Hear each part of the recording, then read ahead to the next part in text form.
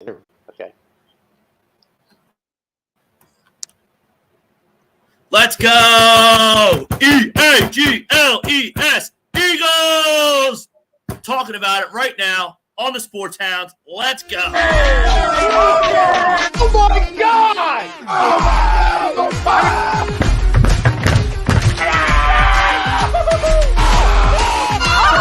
I'm embarrassed! He's flying! Oh, come in. It's almost time.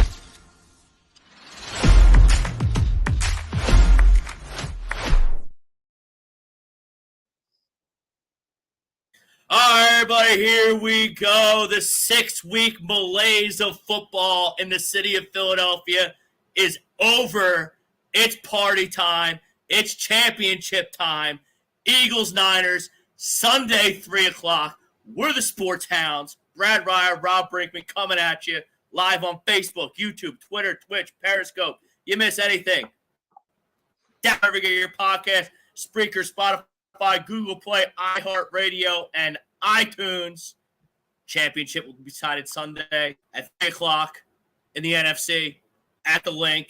Eagles, Niners. I'm supremely confident. Championship be decided in the AFC. Right after that at 6:30, Cincinnati, Kansas City. More things change in this league. The more they stay the same. It's unbelievable. The same teams every year melt away. The same teams every year advance. We'll talk about the teams that melted away. We'll talk about the Eagles that are playing.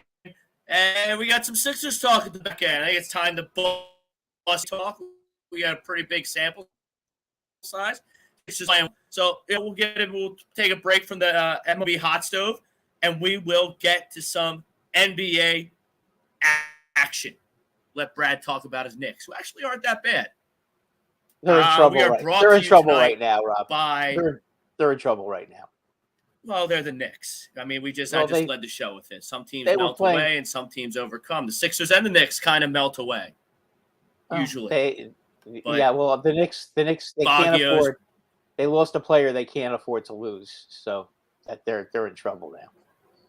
Who got hurt? Brunson? No, Robinson. No, okay. I mean, of all the guys, Baggio's bread. Can't lose that guy. Located Mount Laurel, New Jersey, home of the best stuffed breads, tomato pie, sandwiches, cutlets, and meatballs. Mentioned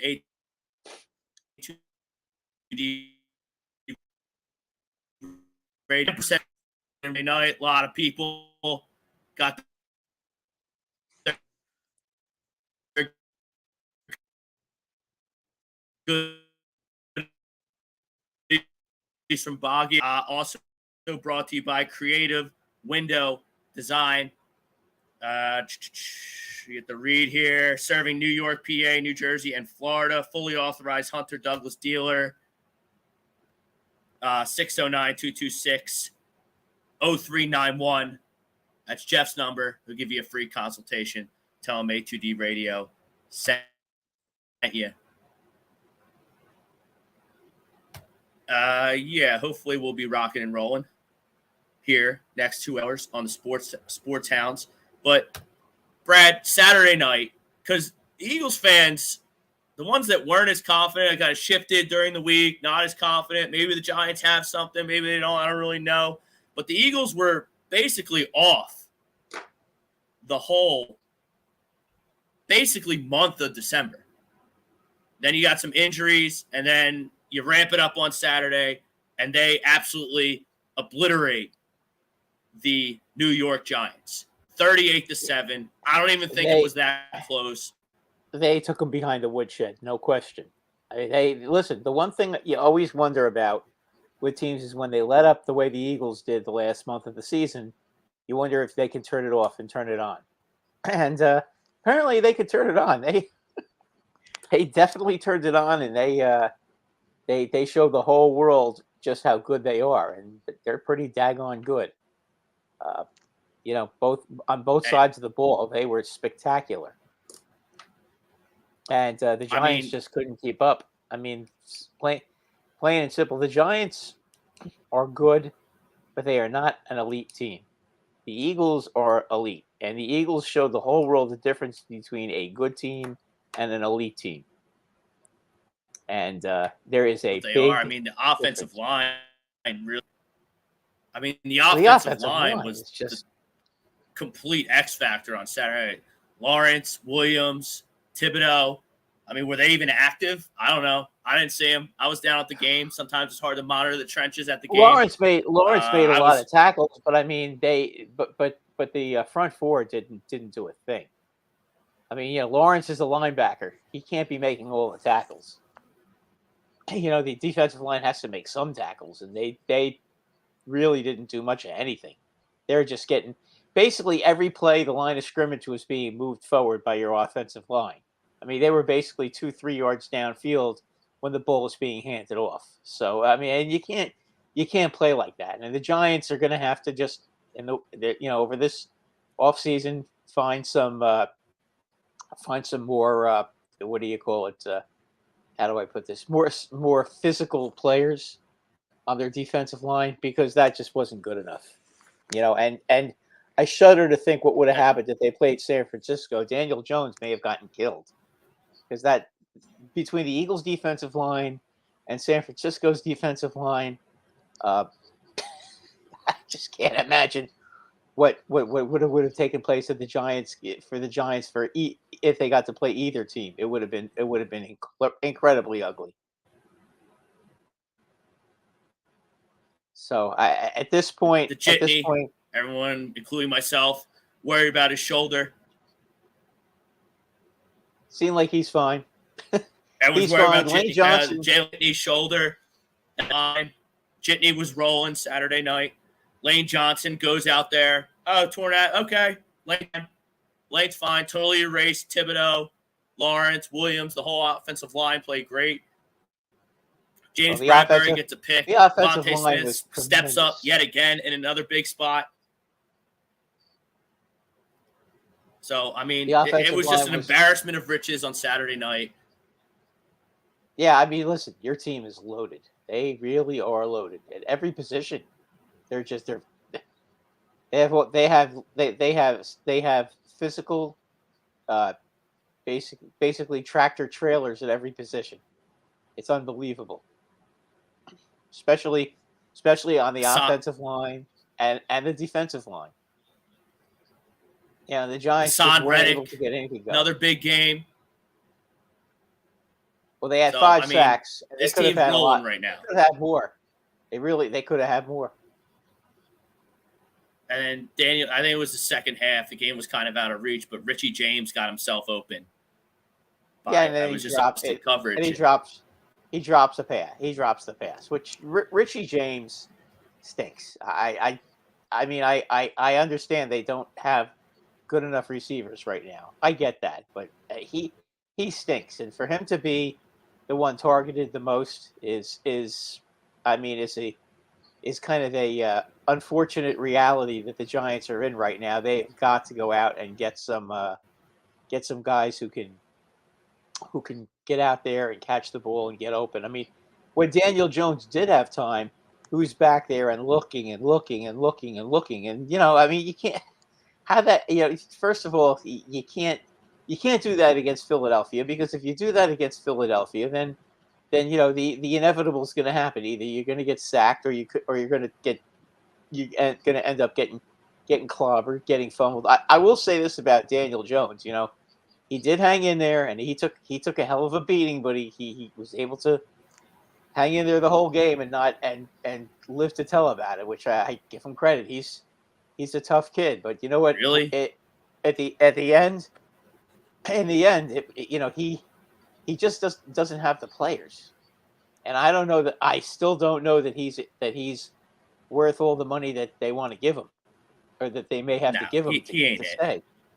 Listen, if the Giants he had like 150 total yards as a dual threat quarterback. Listen, if the Giants want to play that kind of a game, okay, then go out and get the best guy, which is Lamar Jackson. Go out and get him. Okay, if you're going to spend $30-40 million a year on a quarterback, and you want your quarterback to be running the ball and doing RPOs, and not worrying about your wide receivers all that much, kind of like what the Ravens do, go for it. But if you're going to do it, go get their quarterback. Otherwise, Daniel Jones is not that. Daniel Jones is a pretty good runner, but he's pretty good. But you know what? A team is ready for him and knows his tendencies, like the Eagles do. It's not going to work. I mean, they were waiting for him. It's almost like they've seen the playbook before. They knew what they were going to do, and it's never going to work out right when you just don't have the horses, and they don't have the horses. Especially their defensive line right now. They're going to have to get a lot more physical if they want to compete with a team like the Eagles. And then Dable, I sung his praises all week. He knew he was up against it. He coached scared. I mean, what was it, 4th and 8 in the first half? And he went for it. You can't do that. No. Well, that was a stupid call. Right when they didn't get that 4th down, the game was over. First, I think the game was over maybe even before that. After the Bradbury pick, you go up 14, you throw a pick to Bradbury, and the Eagles get another chance. And I think they went right in and got up 21-0, and that was pretty much it. I think that was it when it was 14-0. As soon as 14-0, and the Giants got down two scores, there was no way they're coming back. I mean, I knew that. Any Giant fan that didn't know that is just severely mal-brained. I don't know what you call it, but watching in rose-colored glasses. I mean, the bottom line is, and you could tell it right after the first drive, because I wanted to see how the Eagles' offensive line would handle the Giants with all their top players in there, and they got pushed around just like they did at the Meadowlands, and I was like, that's it. You can't. That's one thing you can't adjust. Okay, if you're getting pushed around, you're just being out physical, and there's nothing you can do when you're being out physical. You can try to run some stunts. You can try trick plays and stuff like that. But when you're being out physical like that, there's nothing you can do. And the Giants took it on the chin. They took a bad beating, and that's the way it goes. Look, did they improve this season? Yeah, they did. I mean, they got to the playoffs. They won a playoff game. They went about as far as that talent could take them. But the Eagles they were simply overmatched. Overmatched, and 268 yards rushing the Eagles had, Brad, on Saturday night. And you think about that. That's an amazing stat. Now, if you're asking me about how this works out against the 49ers, we know that's not going to happen. They're not going to get 260 yards. Rushing against the 49ers? Sure? I'm sure. Yeah, I'm sure. They're not going to do that. Now, am I saying that they can't run the ball? Well, let's shift. They will, but not like they did. Not like they did. I think the 49ers are going to shut the Eagles down, but the Eagles are still going to score some points. My worry about San Francisco is I don't know how many points the 49ers can score on the Eagles. That's I think is going to be more of the question. The Eagles will score their 20 points against the 49ers. I don't know if the 49ers can score 20 points against the Eagles. All right, well, let's shift to the NFC Championship game. Let's get to our poll question of the night, brought to you by our buddy Alan Foy at eXp Realty. Looking for a change in career brokerage? Contact Alan Foy, eXp Realty, 302-682-8820, or visit him at alan.foy@exprealty.com. Look you up. Our poll question tonight is Jalen Hurts, the Jalen Jitney, the MVP of the league, for my money, will be the best player on the field in the NFC title game. Brad, I'll kick it to you first. For the Eagles to win the game, he will have to be. I think there's a very good chance that he will be, and I do think the Eagles are going to win the game. I just think that if you look at the matchups, you look at the Niners defense against the Eagles defense, it's pretty even. The offensive lines, close. Slight edge to the Eagles. The quarterback edge to the Eagles. Receivers, tight end, the skill players, pretty much a draw. So, but the bottom line is, I think the problem is going to be the 49ers scoring against the Eagles. I think they'll stop the Eagles, and they're not going to let the Eagles score 30, 40 points against them. That I don't think is going to happen. I think the 49ers defense is too good to allow that to happen. However, I don't know how the 49ers are going to move the ball against the Eagles. They had enough trouble moving the ball against Dallas, and the Eagles defense, I think, is better than Dallas, even though Dallas let a few, gave up a few more points than the Eagles did. I should say the Eagles let up a couple more points than Dallas did over the season. I think the Eagles defense is better. It just is. And, as much trouble as the 49ers had with them, I don't know that they're going to be able to score against the Eagles enough. That's what I see. The 49ers beat you by running the football and just physically wearing you down. The Eagles play the same way. The difference, though, is that I think the Eagles' offensive line can wear down the 49ers before the 40. I don't think the 49ers can establish that kind of a running game against the Eagles. I think they're going to have to throw to win. And I don't know that this quarterback, he's pretty good. I give him a lot of credit, but I don't know if, first of all, you got to worry about the weather, and can he go out on the road and throw the ball down the field against the Eagles, because they're going to have probably 250 to 300 yards passing. The 49ers, are they going to beat the Eagles? I just don't know if the 49ers offensive line can stop the Eagles. It's a stone agreed to the poll. Jalen Hurts is the best player on either team. It's not even close. He's the MVP of the league. He's playing great. His shoulder's fine. He's a total X factor. No question. And he is going to lead the Eagles to an NFC Championship around 6 o'clock on Sunday night. The Eagles are going to be holding up that trophy. Not a doubt in my mind they're going to beat the San Francisco 49ers team. Where are the Niners clearly better than the Eagles? Where? Linebacker. Defensive lines are pretty even. Defensively, the 49ers have a better defense than the Eagles. I mean, you can sit there and try to make all the excuses you want. The 49ers gave up 70 less points than the Eagles this season. The 49ers played a much tougher schedule against teams with better offenses than the Eagles did. So defensively, the 49ers will stop anybody and everybody.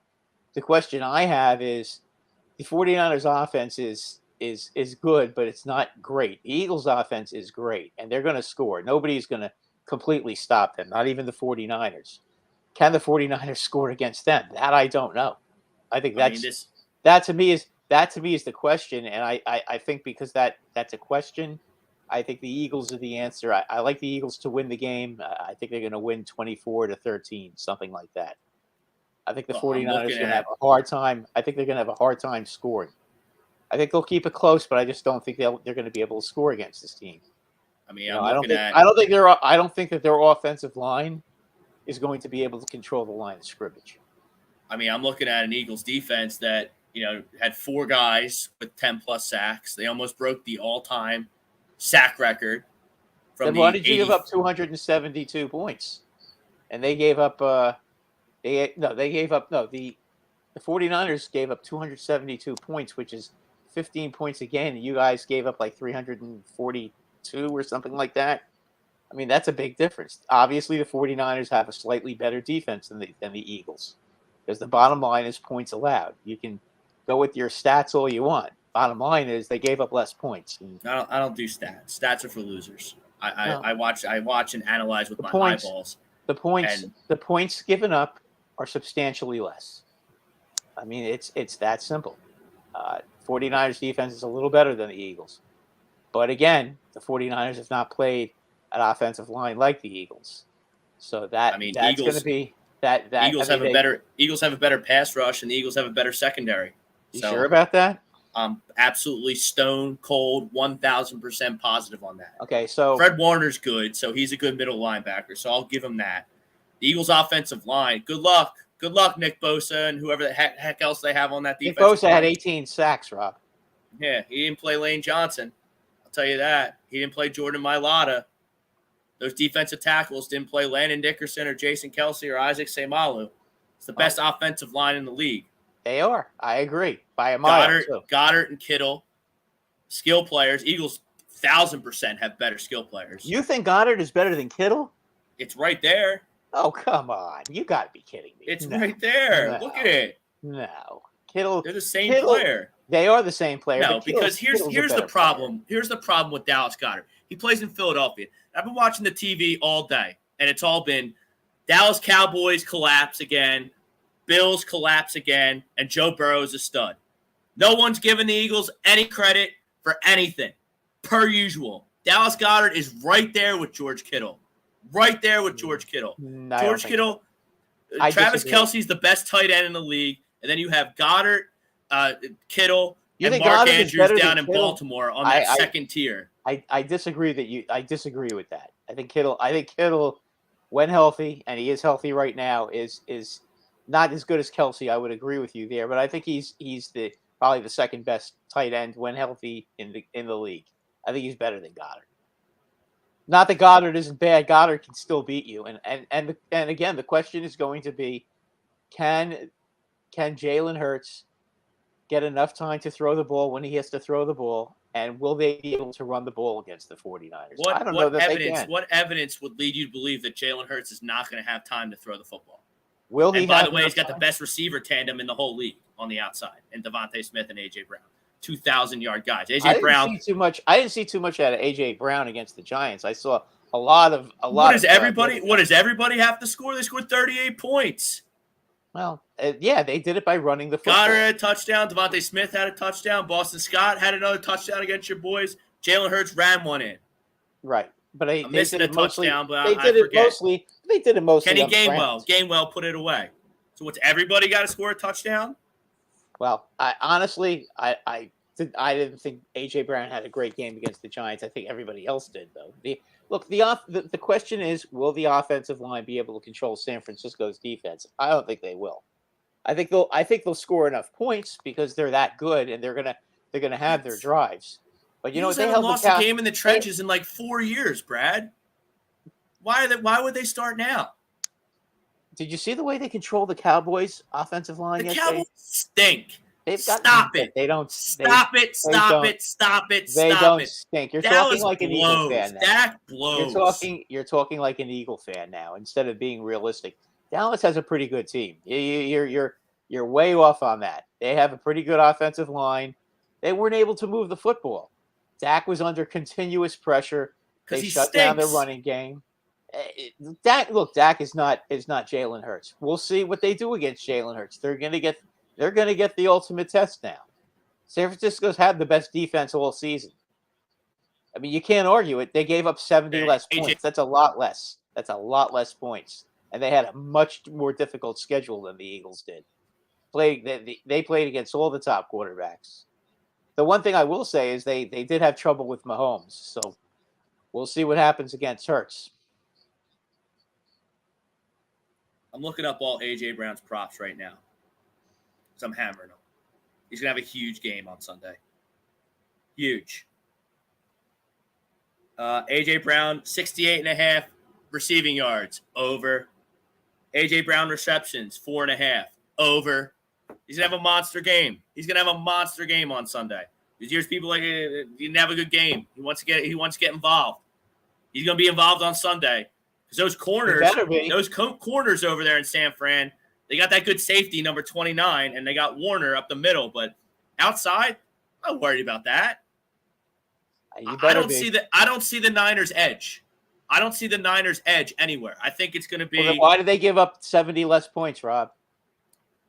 But this is the Eagles. So the Eagles have been a top this is the 3 Eagles. team the entire year. The Eagles also have. They haven't played a team like the Eagles, huh? They played Kansas City. And how'd that go? They lost. Oh, Would the Eagles go into Kansas City and win? I don't know about that.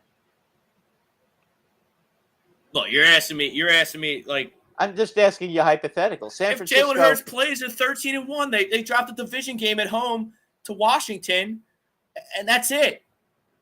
Nobody cared. Nobody cares. I mean, Dallas was a tough loss, but Hurts didn't play, and you lost to the Saints because Minshew was horrible.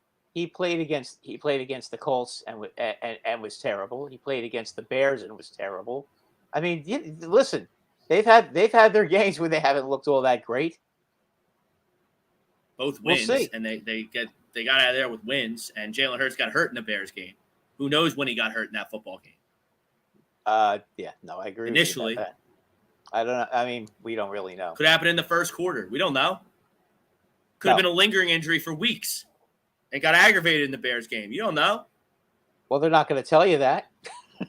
No, but he's not on the injury report now, and he's fine based on Saturday night. He looked really good, but I think you are definitely underestimating the 49ers defense, which is terrific.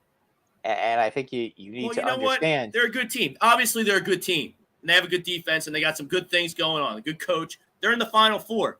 There's only 4 teams left, and they're one of them. So kudos to them. They're a good team. But here's why the Eagles are going to win the football game. Because I've been saying it for weeks on this program. Their edge is and now everybody's starting to catch on. Brock Purdy, Mr. Mr. Irrelevant. There's a reason this cat was picked last in the draft. He ain't coming into Philly and winning. Not against that pass rush. Not against our defense. He ain't. The coach is going to turn into a pumpkin, so to speak. He's not coming in to Philadelphia with all these rabid fans and crowd noise and picking this defense apart like he's going to have to do to go to the Super Bowl. It's not happening. Brock Purdy is not coming into the link and winning. What do you have? Okay. Less than 200 yards again yesterday? No, I think he had more than that. I'll have to check that. But he didn't dazzle anybody yesterday. He did when he had it, 19 points. Right, they only got in the end zone once. He ain't coming in here and winning. There's no shot. He can't throw the ball outside the numbers. And he's been playing for weeks, and I still haven't seen him throw a perfect spiral. Not one. Perfect spiral. Not one impressive deep ball. Not one impressive throw outside the numbers. So all you got to do is 19 for 29, 214 yards. Okay. And they ran the ball. Mitchell had 51, McCaffrey 55, Deebo Samuel 11. If those are Brock Purdy's numbers on Sunday, roll job city for the Eagles. Absolute roll job. I don't know. I don't think look, we talk about it all the time, and this is why I didn't believe in Jalen before the year. Full disclosure, I didn't. You can roll the tape. I didn't think he could make enough good throws to advance this far in the playoffs, which is why I think he's gonna have to make some throws in this game. I don't think they're gonna be able to depend on the running game. That San Francisco defense is too good. He's gonna have to make some throws. Yeah, and you just cover those stupid seams and stupid crosses and make them throw outside the numbers. They can't even use Deebo right. Like the explosive wide receiver is, they got to run the ball with them and do these Mickey Mouse nonsense plays with them to get them the ball because Purdy can't get him the ball on the outside. Same with the other guy, Ayuk. That's why Kittle's doing good and McCaffrey's doing good because it's either dump offs or 5-yard crosses. Just a lot of teams do that. A lot of teams play like that.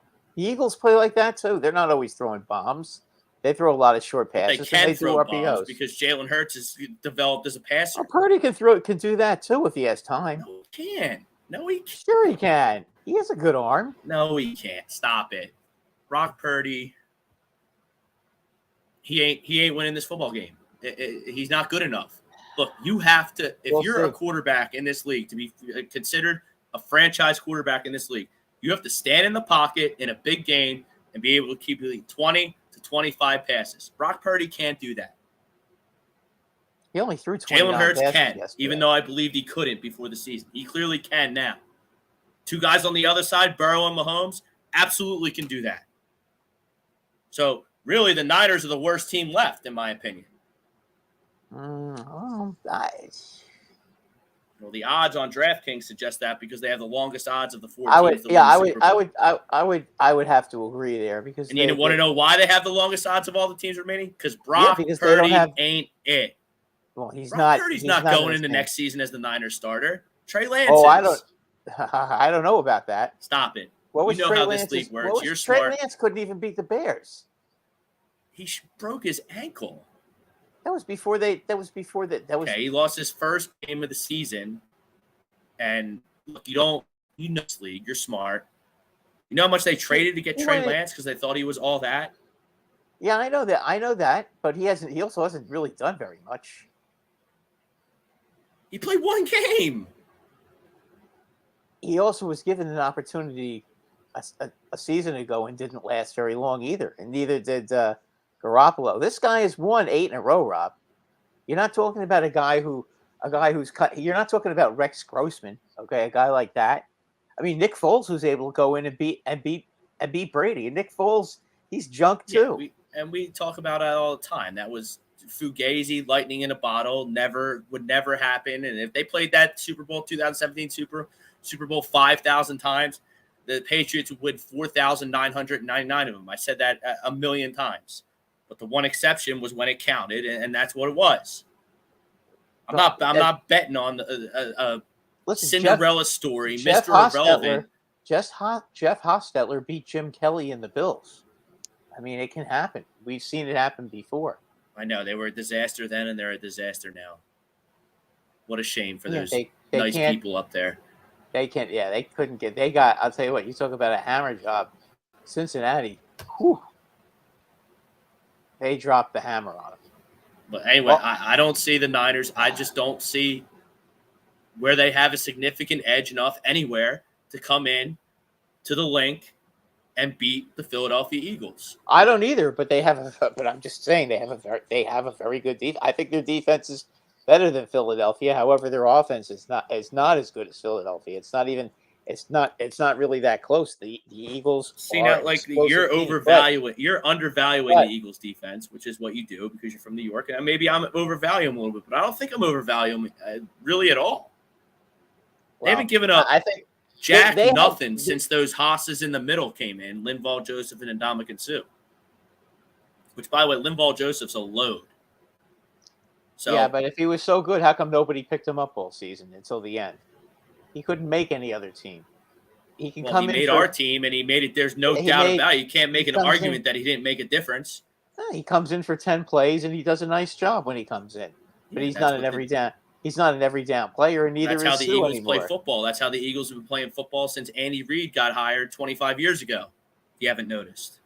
You should Well- notice because the Giants and the Eagles aren't even really a rivalry anymore because the Eagles always kick their ass every time we play them.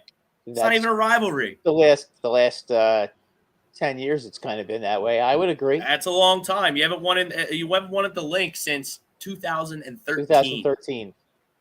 It's been a while, no question. Giants just haven't been very good the last 10 years.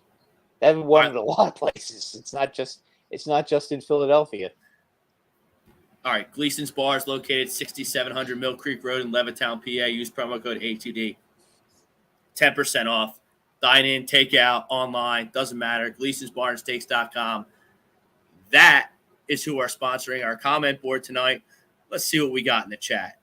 Because it's so interesting. I've never really seen a season like this because everyone's jacked up. They're 10-1, 11-1, and then everything's kind of locked up really early.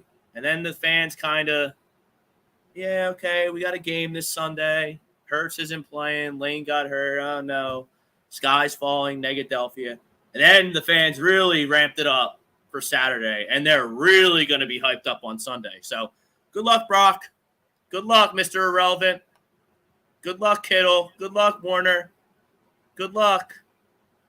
Let's get to some comments here. To Frank Vesby. Good evening. Going to be a fun one on Sunday. Good game. He gave me a shout out there. Good game. It really wasn't a good game. He showed some heart a little bit. a little bit. Joseph At least Workowski. they beat the Vikings. At least they got it. At least they won great. a round in the playoffs. Great. And they beat the 32nd ranked defense. And then it's just like 2007. Danny Dimes, Eli Manning. It's kind of comparable. Stop it. I hate Eli Manning. And Danny Dimes. 13-4. So they were 13-4. So I mean, I don't know where you're getting at. Brad, I watched it all week on the TV. They were 13-4, Rob. Peter Schrager on Good Morning Football. He was probably the worst offender. And I like Peter Schrager. I think he's really good at his job. He was making the comparisons all week on that show. What about the Giants then and now? Correct. The Giants had a loaded team back then. I'm just telling you what was said. Not the same team. Well, a lot of people get carried away. You know that. I never said Daniel Jones was this good. He's not as good. No, he's Danny Nichols. He ain't Danny Dimes. I heard Danny Quarters. And he may or may not be a member of the team next year. I don't know. He might even be Danny Penny's. I don't know. He was Danny Dunce on Saturday night, but again, not all his fault. You know, you do have to give him a chance to at least have time to throw the ball, which he did not have.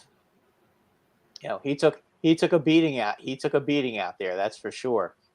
And you can blame the Giants' offensive line for that. I mean, they just didn't listen. The Giants are not in the same class as the Eagles. I don't think there's any question about it. You know, if you're asking me about the Giants with Eli Manning, yeah, that was a real good team, and that was a great defense. And that defense had some Hall of Fame type players on it.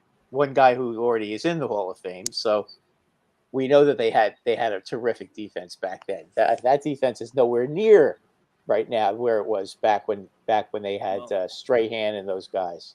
Good thing neither of those teams had to play the Eagles because they would have lost. Because, like I said, not even a rivalry. Giants. I see the Giants on the schedule. What are you saying that the Giants from 07 and 12 wouldn't be able to beat the Eagles? Is that what you're trying to tell me? Not this edition of the Eagles. This is the best Eagles team in the history of the team. Yeah, but your team sucked for the last 60 years. You won one Super Bowl. I mean, and you kept losing a million home games in the championship. I mean, they were the Buffalo Bills of football until they finally won that Super Bowl. They could never get past the championship round. They'd always get there, kind of like the Braves used to do in the 90s, but they never got any further than that. Joseph Workowski, the Eagles are leaps and bounds the best team left in the playoffs. They are more stacked and a complete roster in the NFL. The only way this team could possibly not win the Super Bowl is if, one, they get out-coached or they turn the ball over. With adequate game plan and a clean game, no team is beating the Eagles. And that brings me to Nick Sirianni. What about Nick Sirianni? I mean, he started 2-7 in his career. And he's what? He's like 20-5 the rest of the way.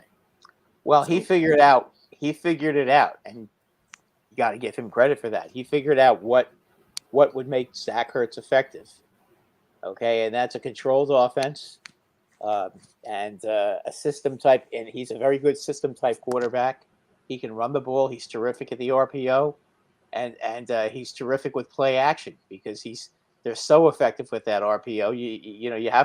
You have to watch out for that all the time, so that when he passes, he ends up getting wide open receivers, and that's what makes them so hard to go. It's very hard to defend that team. So absolutely nothing about Nick Sirianni's body of work here in Philadelphia suggests to me that he's going to get outcoached by anybody. Oh, I don't think anybody's going to outcoach him. And then, penalties and turnovers. I mean, I thought the refs did a good job this weekend and in the wild card round, letting the boys play. Refs weren't the story. Very little flags, even in the Giants game. I didn't really see the Jags-Chiefs game. Yeah, no, I didn't get a chance to see that. I was working. So, I mean, if they're gonna swallow the whistles and let the boys play, which I'm totally in favor of, penalties shouldn't be a factor. And turnovers, I mean, whatever. I mean, nothing about Jalen Hurts. Any team that turns the ball over in the playoffs is going to lose. Just You keep know? just keep my boy Miles Sanders' carries under 20, and so he doesn't fumble, and they won't turn the ball over. Nothing about Jalen Hurts suggests to me that he's going to turn the ball. He'll become a turnover machine at this point in the year. Hasn't been all season, so I doubt that that's going to happen. As far as the 49ers are concerned, they haven't been a turnover machine either. They've done a nice job. They've done a nice job not turning the ball over. They forced 2 turnovers out of Dak, of course. Dak had the obligatory obligatory interceptions. Did they really force them though, or did Dak just kind of throw him the ball twice? He kind of panicked. Shocker! Shocker! I mean, I think one was tipped and intercept. One was he threw to a guy who was covered, and it was tipped and then intercepted. Weren't they both in the red zone? Weren't they both in the red zone too? No, one was. The second one was. The first one, I'm trying to remember. The first one, he threw an interception at like the 21 at his own 21-yard line. Because the 49ers ended up having the ball at the 21. The second one, I think they were in the red zone, and he just panicked. That team has a fierce pass rush, and Dak is not the kind of guy that does a good job keeping his cool under pressure. That's the one thing. Jalen Hurts is smart enough that he can not only throw the ball down the field, but he doesn't panic. He just runs around. Nobody can catch him because of his speed, and he stays pretty cool and finds his receivers. Dak just panicked. I think the Cowboys found themselves in a situation where, they kind of panicked because they weren't completely dominating the line of scrimmage like they usually do. I mean, the same thing happened with them against the Eagles, especially the first time they played them. They couldn't control the line of scrimmage, and when they can't control the line of scrimmage, and Dak gets rushed, Dak cannot deal with it. Period. He's not good. I'll ask it again. What's the difference between Dak Prescott and Kirk Cousins? Nothing. Nothing. I think I read Dak's cap hit next year is like $49 million, something like that. Good. I hope it destroys that team. They're dumb enough to pay him all that. They're dumb enough to pay him all that money. Yeah, they're 7.5 over the cap to begin the offseason. Yeah, as Greg Olson said yesterday, okay, when they had the ball with 2 minutes and 48 seconds to go and all 3 timeouts, okay, he said, "Okay, Dak, here's your chance. Here's your chance to show the world that that you can win championships." And they went 3 and out. 3 and out. And there's no way if I'm Mike McCarthy, I'm punting that ball. I know they were down really deep. Oh, I wouldn't have punted the ball either. You can't do that because, I mean, it had the guy in San Francisco who made that run not ran out of bounds and just stayed in bounds after he got the first down, it wouldn't have even been an issue. So there's no way I'm punting there. No. 2:30 left. If you notice, though, San Francisco wore Dallas down, and they were able to run the ball very effectively in the fourth quarter, and that's what won them the game. Greg Miller, pass defense for the Eagles, best in the NFL. No lies there. And if they get Avonte Maddox back, look out. It's even going to get even better. How much better can it possibly be? Well, it's pretty damn good now.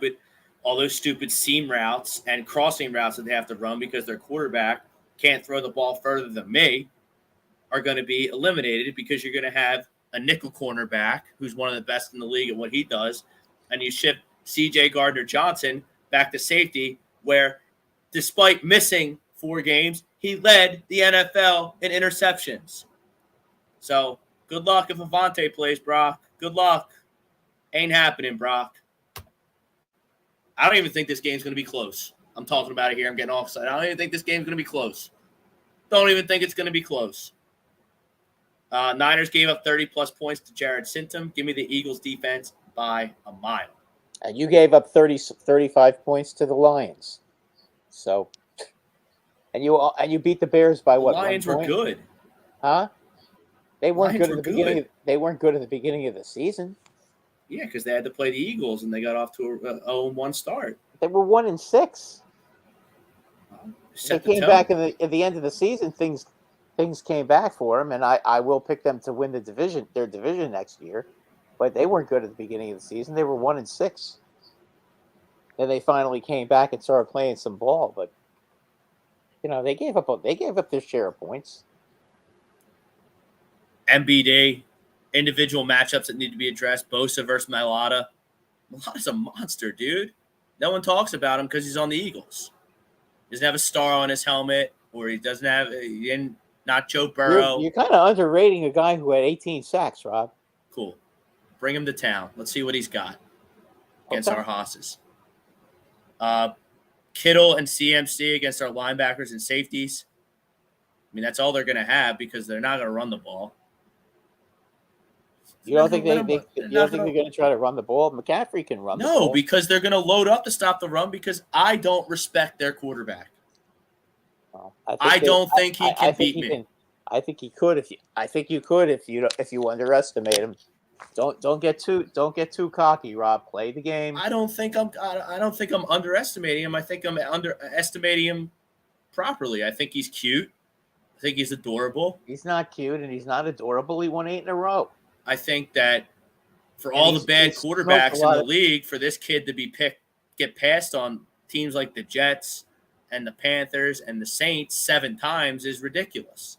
So yeah, he's a cute little story. He was a good quarterback in college. He did play Jalen. He played Jalen Hurts. Yeah, and he lost. Yeah, 42-41. Yeah, and the knock on him in college is couldn't win road games. Where's he playing now? He's playing on the road now. In the toughest environment in the league, at the Link, with all the marbles in. Cream rises to the top. Fugazi, adorable little Cinderella stories. The clock strikes midnight, and it's over. Okay, we'll see.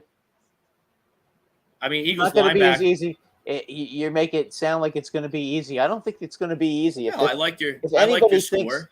If you think it's going to be easy, I don't think that Nick Sirianni is going to coach and tell them this is going to be easy. I think he's going to tell them. I like your score. To watch it. I think it's going to be a close game. I do think the Eagles are a better team, and they will win the game. I think Hurts is unquestionably a lot better. And I mean, it is a quarterback driven league, but the Eagles win because they're such a great running team. That's what makes them the team that they are. And if they're able to run effectively against the 49ers, then it's not going to be a close game at all. Okay, I bank on the 49ers running to be able to stop the running game and make Jalen Hurts pass, and then hope for the best. That's really what they have. That's really the only thing they can do, Rob. And the Eagles got to do the opposite. The Eagles got to make Brock Purdy beat them. I like your score though, 24-13. I think it's pretty close. I think it's probably going to be like 17-13 in the fourth quarter, and then I think the Eagles will have that long break your back drive and make it 24-13. By the way, you are predicting a double-digit win for the Eagles, which a double-digit win is a double-digit win. Yes, I am. I'm saying it's going to be close. I don't think they're going to blow them out in the first quarter or the first half like they've been doing like they usually do. I think it's going to be a very close game. They haven't played each other. So there's still a lot of secrets with those two teams. Josh and Canhe. Yeah, but Bosa had 18, so LOL to you too. I mean, okay. You want to start comparing. The 49ers gave up a lot less points than the Eagles. Yeah, but if Reddick doesn't get there, Sweat's going to get there. If Sweat and Reddick don't get there, Brandon Graham's going to get there. Maybe. It's an embarrassment of riches. The Eagles, they pummel quarterbacks. They pummel quarterbacks. They've been doing that all season. We'll see if they do it. We'll see if they can do it on. I think they will. I mean, listen. Here's the thing, Brad. Brad. Maybe I can break it down so you understand. If Brock Purdy was the quarterback of the Giants and Daniel Jones was the quarterback of the Niners and the Giants would be in the same positions they are right now. The Giants would be at home watching, and the Niners would be here. Not really much difference. The Giants would not beat the 49ers, no matter where they played them. That's not what I said. The Giants still would have beat the Vikings with Brock Purdy, and they would have got smoked by the Eagles. I agree. The 49ers have few more weapons than the Giants do, though. The Giants right now, offensively, don't have enough talent. Other than Barkley, who's the guy that scares you on their offense? Really, nobody. I mean, Daniel Jones can run the football every once in a while and make some yards, and he'll throw some passes, and hopefully and these guys will catch him sometimes. But they don't have a guy who can who can get behind the defense and give you that scoring edge. They don't have an Odell Beckham anymore. They don't have that on the team. They haven't had it for a while. They haven't had it since they traded Odell Beckham. They had it in Evan Ingram, but Evan Ingram could never catch the damn ball. Stats that was the problem with him, and not only could he not catch the ball, he wasn't on the field enough. He was always injured. We're 26 live viewers right now on YouTube, Facebook, Twitter, Twitch, Periscope, and Instagram. Let's get it to 50. So if you're listening right now, hit the damn like, hit the damn subscribe button, get on the horn, tell your friends, A2D Radio and the Sports Hounds are live talking football, talking Eagles, because we're going to kick the Niners' ass on Sunday.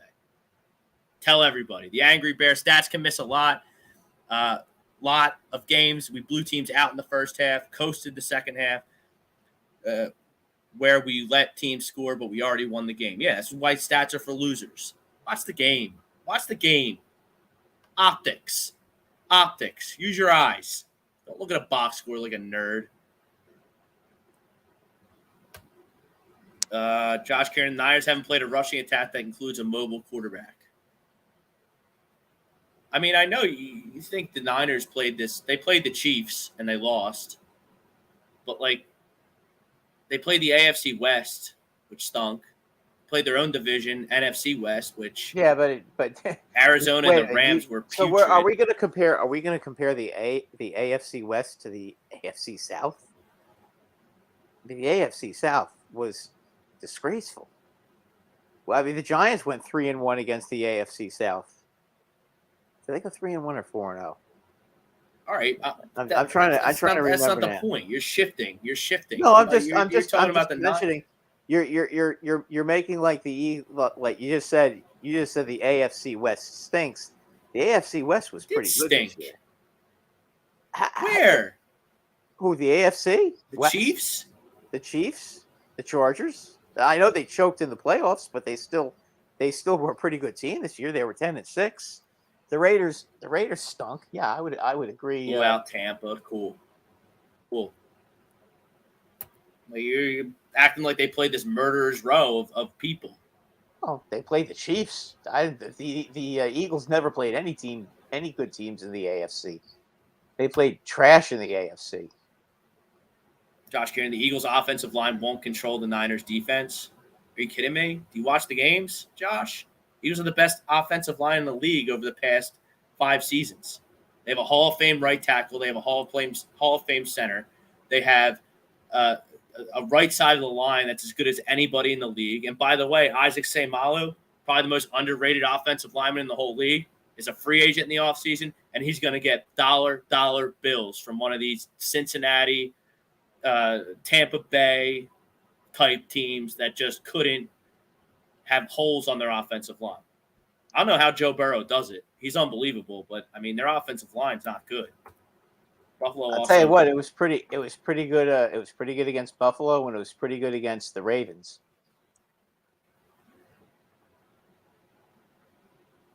Greg Miller, Eagles pass defense gave up 109 yards per game. 109. Okay, and I'm going to ask you again. How come you gave up so many more points than the 49ers? I think Angry Bear hit it on the head. Points for, and points against are the bottom. The bottom line is how many points you give up. Yards don't mean shit. You don't get paid for yardage. You get paid for touchdowns. How many you give up and how many you don't give up. Okay, but that 109 yards per game number, that doesn't bode well for Mr. Cinderella, Brock Purdy, who has a noodle arm and can't throw the ball outside the numbers. Good luck. Well, if you're going to talk about arms, Hurts doesn't exactly have a strong arm either. Are you really going to compare the arm strength and arm talent of Jalen Hurts as opposed to Brock Purdy? No, Right, he's been playing for 3 months. I haven't seen him throw a spiral yet. He's going to come into the link and win the NFC Championship game against our dogs. You must have not Ain't happening. You must have not seen the pass he threw to Kittle yesterday, because that ball was a spiral. It hit him right. He's obviously thrown a spiral. I'm exaggerating to make my point. Okay, well, I understand he can throw a spiral. He's an NFL quarterback. Yeah, he's a pretty effective quarterback, particularly when you see what he's been able to accomplish. Now, again, like when he's throwing the ball outside the hash marks at Deebo Samuel, I need a freaking calendar to time how long it takes to get there. Well, I haven't seen him throw very many effective passes outside the numbers. I would definitely give you that, but he's been a pretty effective pass. I mean, you're making like this guy is is an invalid and can't move around and can't throw the ball. He certainly can. He's thrown for a lot of yardage this year. Yeah, he's thrown for a lot of touchdown passes. He actually has been a lot more effective than Jimmy Garoppolo was. He gets like 1 8-yard run per game. Everyone wants to say he's Mr. Mobility. He can move around in the pocket. Athlete. He's not a running quarterback, but he's not a dual threat. Okay, well, you got a noodle arm, and this sounds like I'm talking about Jalen Hurts before the season. If you have a noodle arm, you got to be mobile. Well, that he is. Which was the saving grace for the Eagles in my preseason predictions. So I picked them to go 11-6 and win the East. I think I picked them to win the East. They won. They won the East, and they were a lot better than that. I am going to bring up the Niners schedule in a second here. So I want to see. I know the Eagles schedule, and it was okay.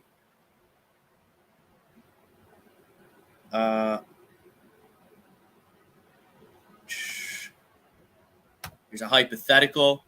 Let's say position by position, the Eagles and Niners are equal. The QB position is where the Eagles will easily separate themselves. I agree 100%. As I said, I think the Eagles are going to win the game, but let's not underestimate San Francisco, because I think you are. They're not slouches. They're a rough, tough football team. The question is for them is the quarterback, obviously, but the quarterback's played well. The question is, can he play well against a team that's going to give him duress and aggravation and punishment all day? That's going to be the question. The other question is, can the 49ers run the football against the Eagles? And I don't know if they can. Home field going to be significant. I completely agree with that. You're going to have to get on the airplane, come all the way east. I think the weather's going to work out for him. I saw the weather today, 47 and overcast at the link on Sunday. Obviously, that can change 87 times between now and Sunday. Yeah, I mean, it's too early for that. Look, I don't think the weather really means all that much. Both these teams can play in bad weather. If you have a quarterback who can't throw the ball, like Brock Purdy, you keep saying that, but could Garoppolo throw the ball? I mean, Garoppolo is a better quarterback than Brock Purdy.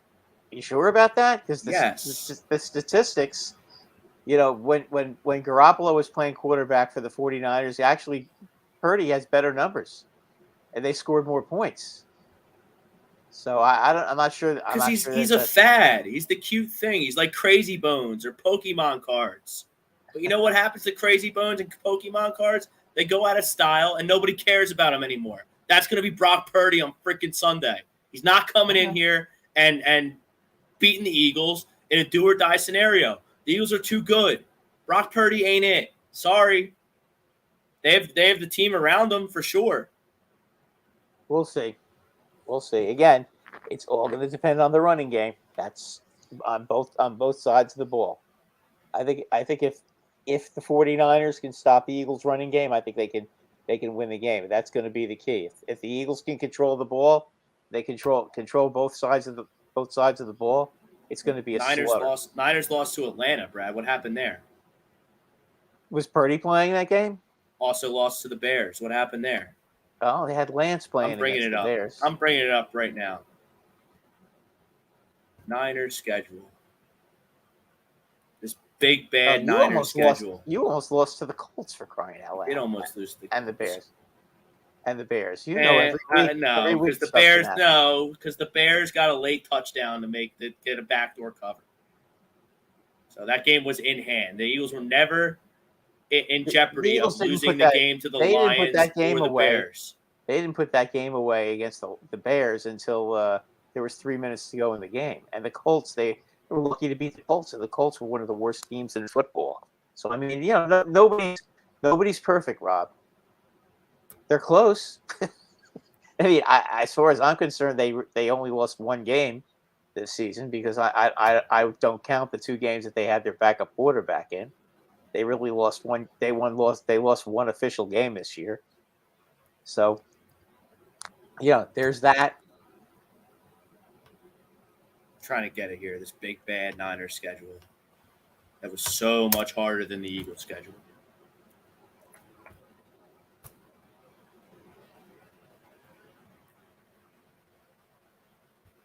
ShopNiners.com. I don't want that.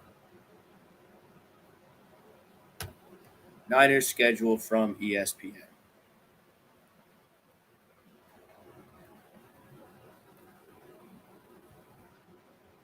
I have their whole schedule. All right, rattle it off because I'm having trouble here. Okay. I have it right now, so I'm looking at it with you. Okay, first game they lost.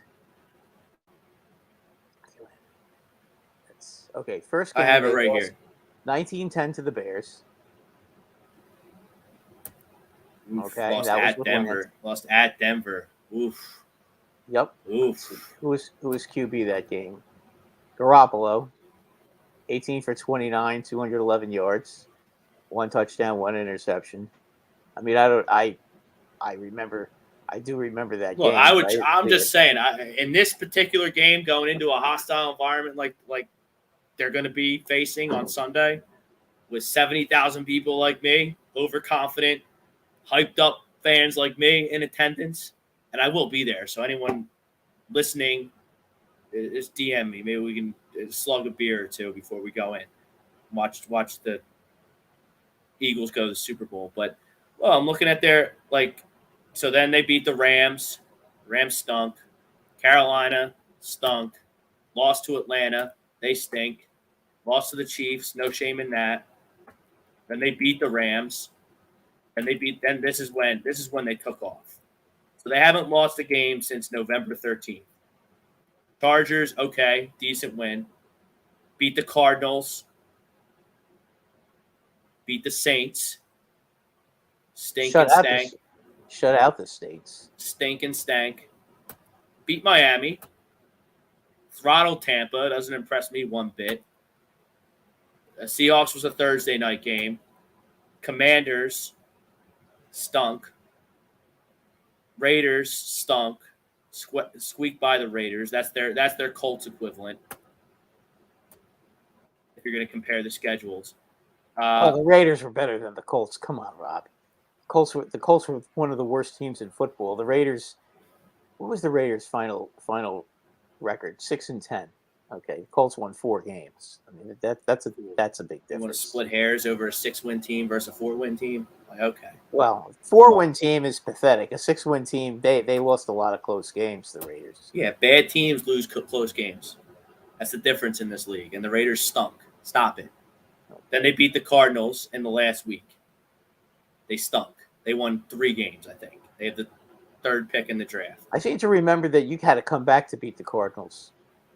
I don't think we played it. We didn't play the Cardinals. Yes, you did. Did we? Yeah.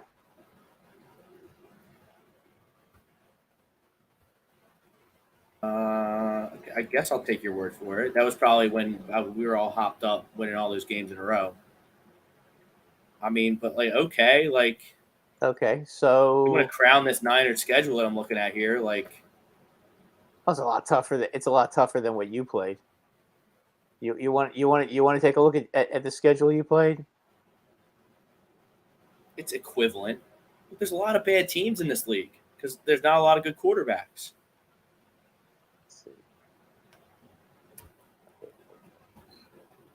All right, I'll tell you right now, played- the Lions win on opening day is a better win than at least half of these Niners wins. Okay, let's see. The Eagles played the Lions, the Vikings, who you said stinks, so I guess that counts as a stinky win. The Commanders, the Jaguars, Well, I mean, hold the on. Cardinals. They beat the Cardinals 20-17, and yeah, they won 20-17 in that one. Let's see, they beat the Cowboys. Then they beat the Cowboys 26-17. Then they beat the Steelers without what's his name, without T.J. Watt. When everybody was spanking them, they played the Texans. Well, you skipped the Jags, who almost went to the AFC Championship game, beat them. Gonna skip over that one, I guess. They were 9-8. They freaking had that Colts team. I watched condensed highlights of it. They didn't have those two fourth quarter turnovers. Who knows what would have happened? Yeah, but that's what 9-8 teams do. The Cardinals, okay, the Cowboys, they beat the Steelers, they beat the Texans, the Commanders, the Colts, the Packers, who stunk, the Titans, we know they stunk. They beat the Giants, the Bears, lost to the Cowboys, lost to the Saints, beat the Giants. Their schedule was ridiculously easy. I mean, they really haven't had a real challenge. I think this week's going to be a challenge for them. I think if they don't play their best game on Sunday, they could lose it. So they better come in and they better play great. And if they play great, let's put it this way: if the Eagles play their A game, they win the game. Okay, but any less than that, they could be in trouble. That's basically my feeling on it. If you ask me if I was betting the game and I had to put money on the line, obviously I put it on the Eagles. I mean, that would be foolish not to. He's not Danny Dimes. He's Danny Det. That's the comment of the night right there by Josh. Danny Det. Okay. Fair enough.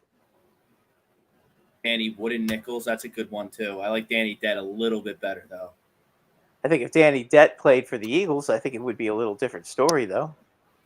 If he had the Eagles talent around him and not the Giants talent. Yeah, but it would be the same thing as I would be preaching the same thing. Like Daniel Jones can't make 25 throws in this league to win a big game. Can't. Do we know that with good receivers? I know that. Rob, what receivers has he had the last couple of years? Yeah, but seriously. like look at McNabb, the early years of McNabb. The Eagles were winning playoff games with Pinkston and Trash because everybody knew that Donovan McNabb was a supreme talent. You can Thrash tell. was good. Thrash was not good. Are you kidding me? Thrash? They had Chad Lewis and Deuce Staley. They had enough guys to score. They had a white tight end from BYU that couldn't out jump me, catching 80 balls a year, and Deuce Staley, which all due respect to Deuce, Philadelphia legend because he played the game the right way and had the right attitude. Like, you never a top 10 guy at his position in the league. That was their whole offense. McNabb was their whole offense. I'm talking about outside of there. And they had a great offensive line and a good defense. Right. So you can tell, at least if you're smart. When he got Terrell Owens on their team, they went to the Super Bowl. They lost, but they went to the Super Bowl. So you think, let's just say, because DeAndre Hopkins is on the trade block.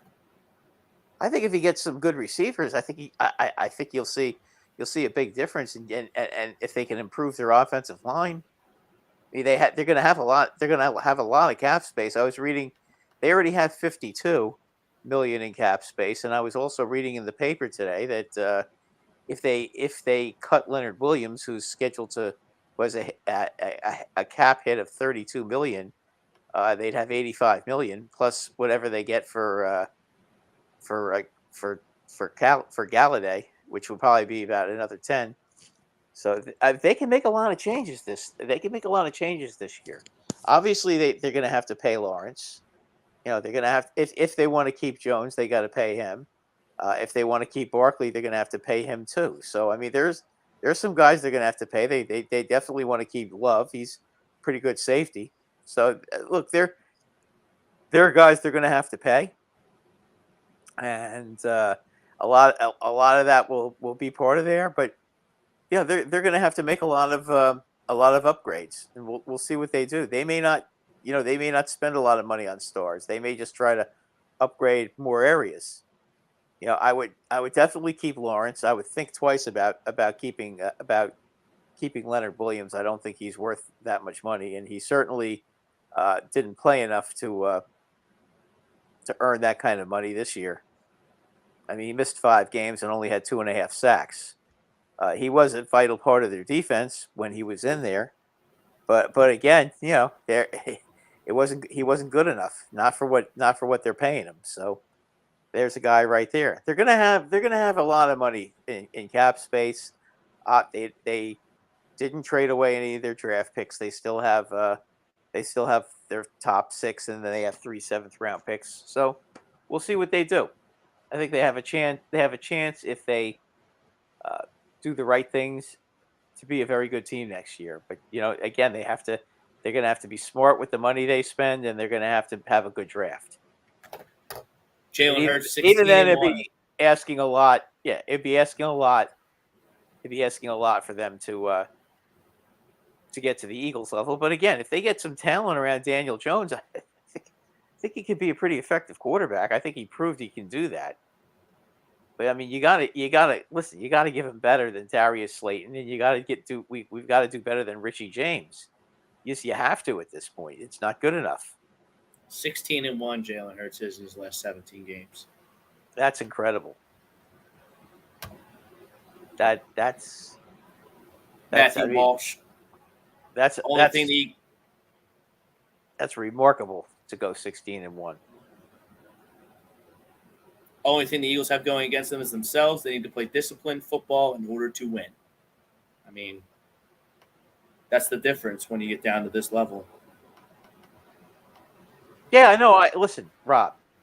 The Eagles play if the Eagles play their game, and they don't get joined into anything stupid, and they don't make a lot of mistakes and commit a lot of penalties, they should win the game. There is a big difference between Jalen Hurts and Purdy. I absolutely agree with you about that. I'm not saying Purdy is better. I think that's where the difference is between these two teams. But if you can't stop their running game, then it's not going to really matter what Purdy does.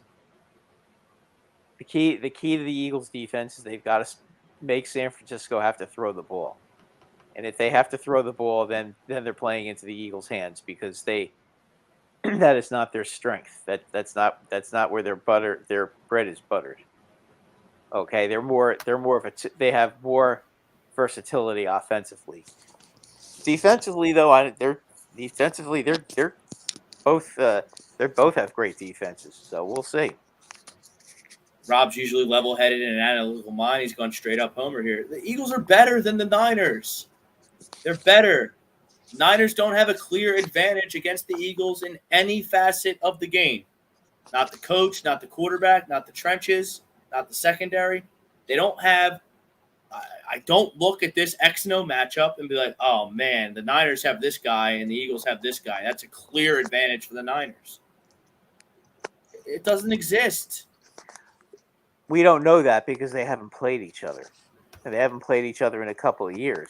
So it's really hard to they did play each other last year and the 49ers beat them. But again, the Eagles are miles better this year than they were last year. Miles better. Yeah, Mike Marshall. Jalen's been a great passer all year. We beat you however we want. The Eagles are the best team in the league. They dictate how they want to beat you.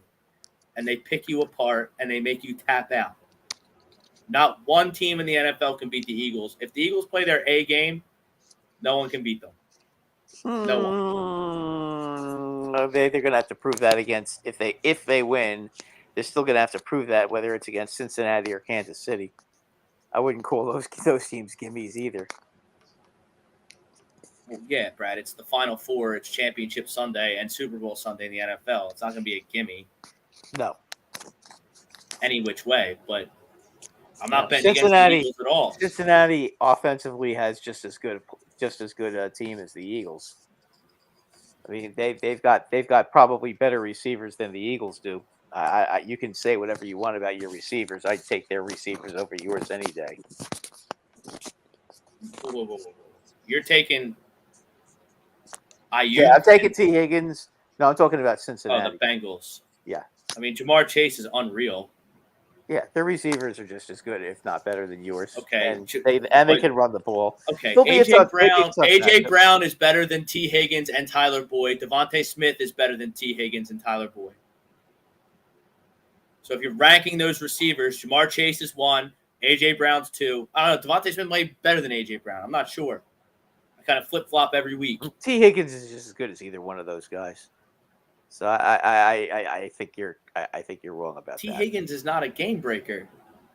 T. Higgins doesn't have to be a Brown. They throw the ball. They throw the ball to.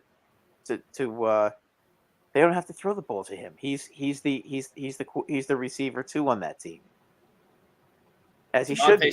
Jamar Chase is. Are you really saying this right now? That T. Higgins is better than both AJ Brown and Devontae Smith? I'm saying that he's just as good. I think he's just as good. Stop. He just doesn't get the ball thrown to him as much because he's not as good. Oh, they have Jamar Chase on their team. That's why the ball gets thrown to him. Well, how come Devontae? They also have Joe AJ Mixon. Brown is a top 5 receiver in this league. So are the 2 Bengal receivers. Joe Mixon is nowhere close to it. Not even a top 10 receiver in this league. Stop it. Well, if he was in the NFC, he would be. The NFC stinks. Let's be honest. There's only 2 good teams in the NFC, and they're playing. For my this money, weekend. the 2 best teams left are the Eagles and the Niners. So the NFC stinks, but they have the 2 best teams left, in my opinion. I disagree. That's with Brock Purdy. I disagree with your opinion. I think that both the AFC teams are better than the NFC teams because the quarterbacking on both those teams is just as good, if not better, than the Eagles. Particularly when it comes to so according to MBD, the Niners had the weakest strength of schedule in the league. Their opponents had a 42% winning percentage. What good team did you play all season? That's not. What good team did you play? What good team did you play this year? Well, we beat the Vikings, who won 13 games. But I thought they stink. I thought they stink because the Giants get no stunk. credit for beating them. Huh? The Giants beat them. Okay, so why does everybody say how come the Vikings stink when the Giants beat them, but they're good when the Eagles beat them? Because that's basically what you just said. The Vikings don't stink. Okay, well then why does everybody say they stink when the Giants beat them in the playoffs? Their defense stinks. It was a good win for the Giants. It was a cute little win. It wasn't cute. They outplayed them. They outplayed them the first time they played them too. So the Jags, they had a game this weekend. We beat the Jags. Okay, the Giants beat the Jags too. Big deal. Green Bay not a good win. As I said, the Giants beat that team too. I'm sure San Francisco. I don't know. The numbers are right there for those who like stats. 42% win percentage. The Niners' opponents. 42%, worst in the league. No, they still had to play the Chiefs. I don't see anybody on the Eagles' schedule even remotely resembling the Chiefs. Remotely. And the Chargers. Yeah, they didn't have to play the 49ers. Freddie Gonzalez, you better go live Sunday after the game. We want to see your face. I mean, the boys are going to be, agree to disagree, the flagship. Wilson, Arnone, Milakovic, and Sweeps. They're going to be on after we're going to the Super Bowl. They're going to be all fired up. Tune into them. We'll see you on Monday. Let's see what else. Michael Perez, will the Cowboys fans be rooting for the Niners, who they just lost to, or the Eagles? The Cowboys fans are crawling in their hole, and we'll see them next year. Yeah, they're not going to watch anybody because They're not going to watch they're anybody. not real football fans, so you won't even see them at all.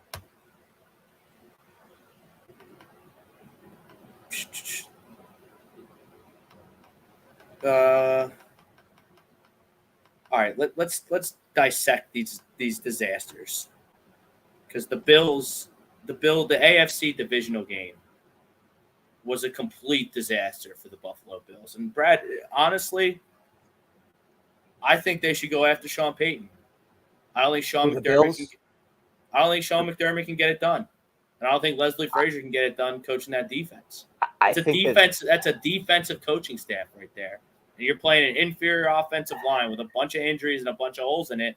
They got no pass rush. Joe Burrow stood in the pocket all day long in the snow. Oh, and picked apart that zone. In all fairness to Buffalo, they were missing. They were missing for the last month of the season. They were missing Von Miller, and that hurt quite a bit. Because that was their key pickup, and that was supposed to, make a big difference in the pass rush. But unfortunately for them, it didn't happen. He got hurt, and that kind of did it for their defense, and it didn't help for them to lose Hamlin either. I mean, I think you make a change. I think you make a change for Buffalo. I know that's tough. Tough to do. I would, because you know what? I think that the Bills underachieved this year. I think they should not have lost at home to Cincinnati. I mean, Cincinnati is a really good team. Should not, but they should, with the players they have on their team, they should have done better than that. If I were them, I would make sure that I improved the offensive line. I think that's the problem. I mean, Allen yesterday was under siege, and that should never happen. I mean, they were coming at him from all angles, and he had literally no chance yesterday. I mean, McDermott last year, they had a really good team last year, the Bills. All they had to do was squib kick it. They make a huge coaching tactical error, and they somehow lose that game.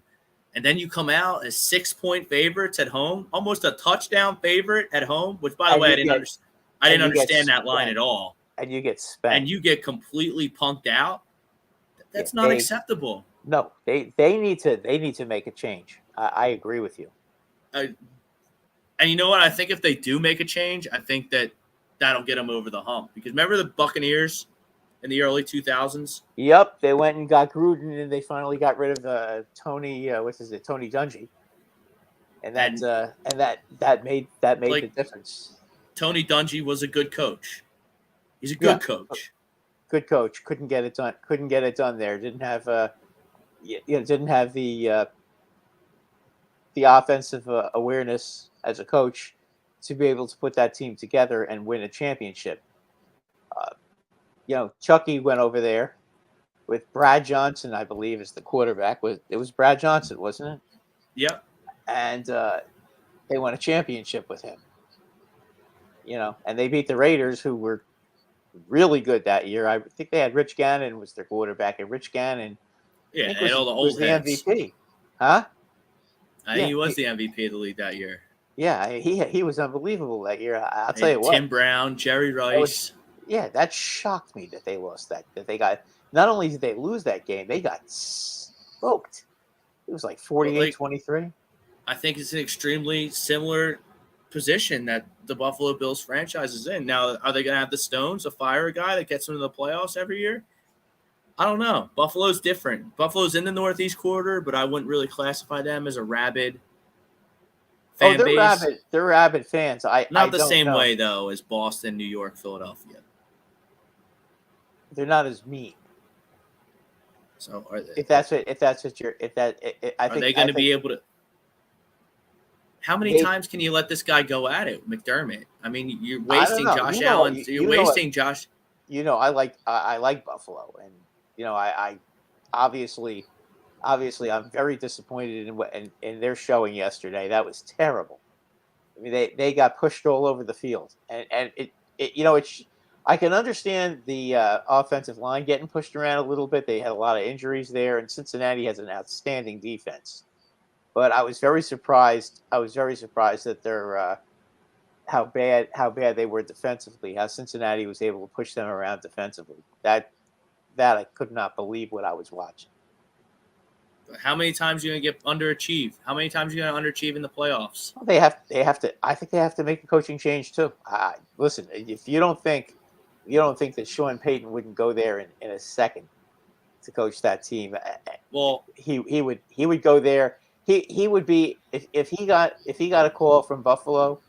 If he just got a call right now, let's see, it's 5 to 9. By 9 o'clock, he'd be packed up driving to Buffalo. Trust me. and whatever, you give him a pick or two to the Saints and have him as your coach. Because you got to beat Dallas to the point. Looks like the Chargers are sticking with Staley, he's a bum too. That's really dumb. At least they fired pretty much everyone on their offensive staff.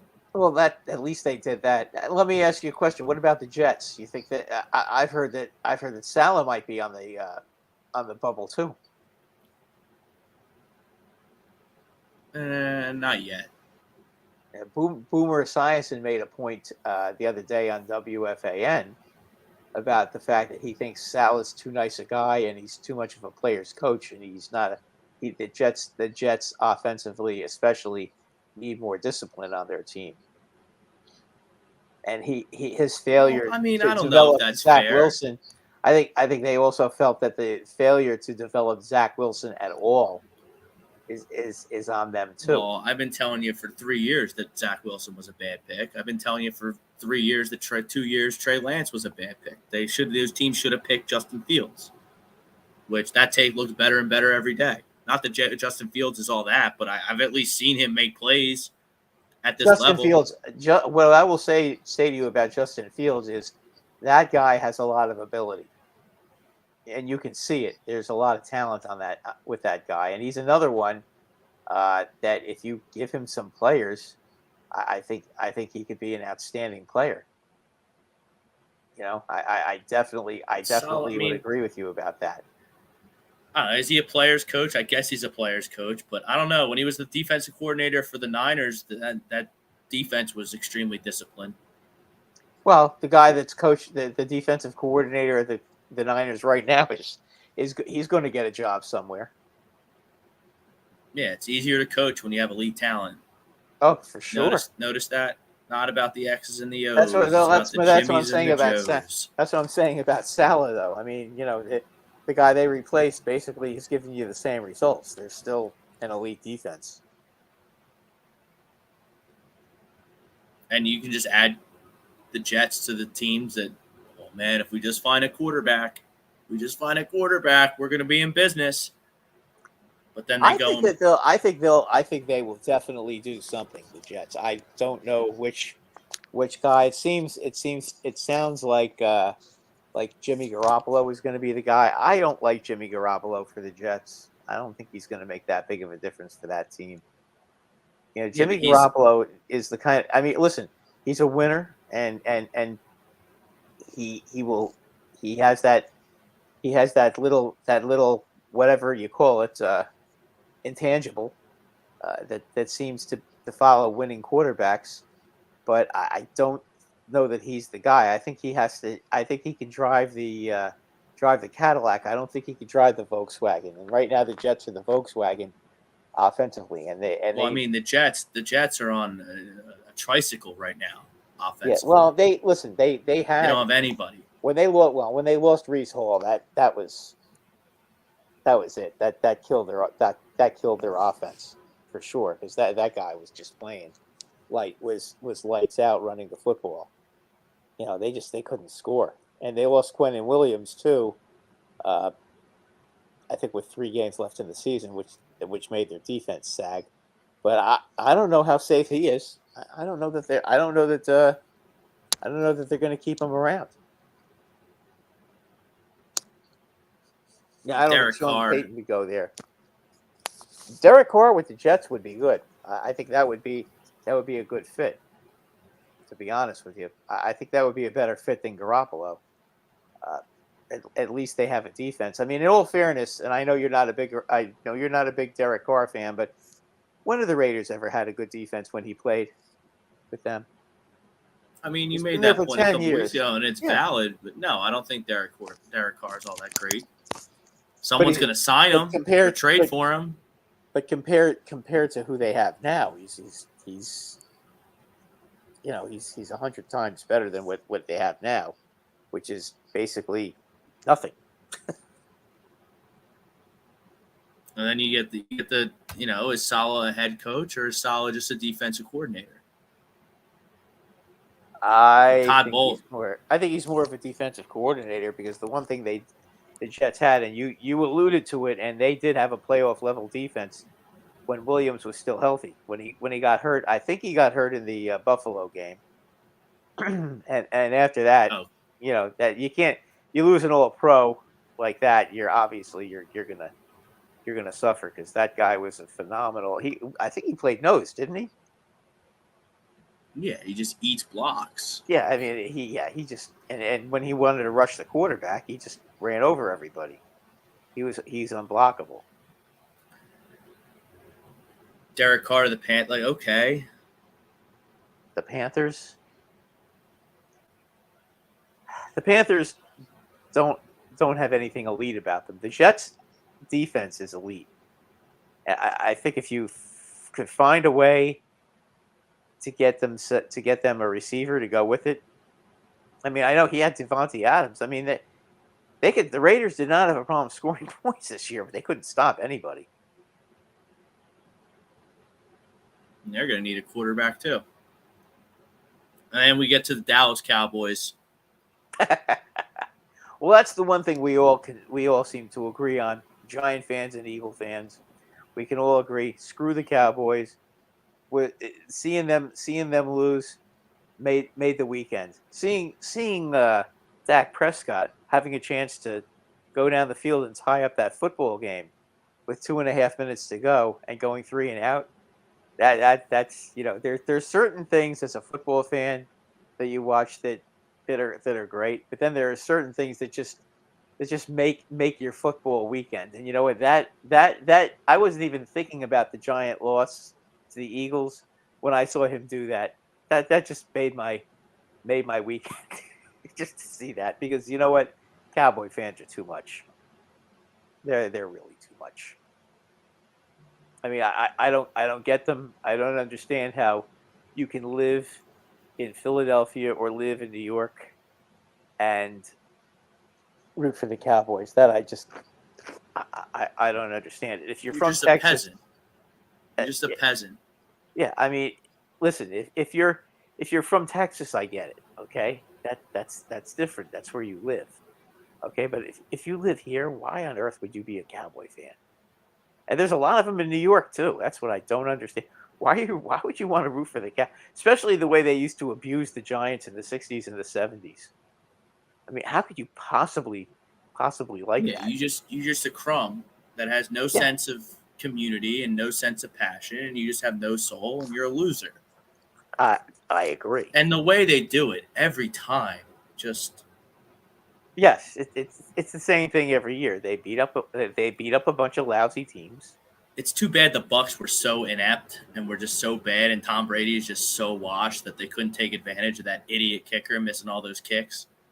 Yeah, I'll tell you what, when he comes out and gets his extra point blocked, and according to Olsen and the other guy who was doing the game, was a they shank. said they thought the kick. They said that the kick looked like it was wide anyway. It was going to miss by 20 yards left. Yeah. I don't think I've seen an extra point get blocked in a long time. Field goals, yes, but extra points, just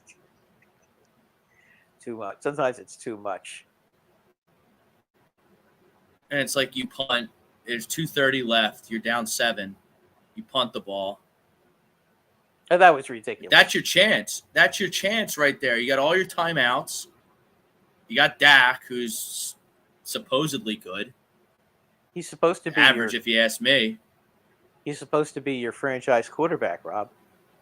You have CeeDee And I Lamb, think who's a terrific receiver. really good. But Arguably then a top 10 receiver. that out route that Schultz ran to like try and get them in Hail Mary territory. That's the epitome of the Cowboys right there. That he just haphazard, lazy football, doesn't get both his feet in, and unfocused, it was uninspired ridiculousness. See that said. Honestly, Rob, that's something that, and I hate to bash my own team, but that's something the Giants would do. Okay, not this year. They didn't do stuff like that this year, but that's something the Giants have done for the last 10 years. That's what bad football teams do. Yeah, I mean, how the hell do you do that? And Schultz is a good player. He should know better. Because they were shot. They knew they were shot. They didn't even score a touchdown yesterday. Yeah, they Great got Dak one. Prescott, 4 field goals. Guy actually made some kicks after he got his extra point blocked. Yes. The I don't even know what excuse you can make for losing that game. I mean, your defense did good enough, 19 points. You should be able to put up 20. You have a supposed franchise quarterback who's all that in a bag of chips. Dak Prescott, CeeDee Lamb. Pollard got hurt, which sucks. He's a good player, but they didn't lose that game because Tony Pollard broke his leg. No. Sorry. Did he break his leg? He was in an air cast and getting carted off. It didn't look good. Oh, I mean, it didn't look good. I thought maybe he had a high ankle sprain. I didn't know if he had a broken bone. Whatever he did. Whatever it is, he was out. They didn't lose because of that. Because when they handed the ball off to Zeke was doing a nice job. But the bottom line with the Cowboys is, their offensive line completely broke down.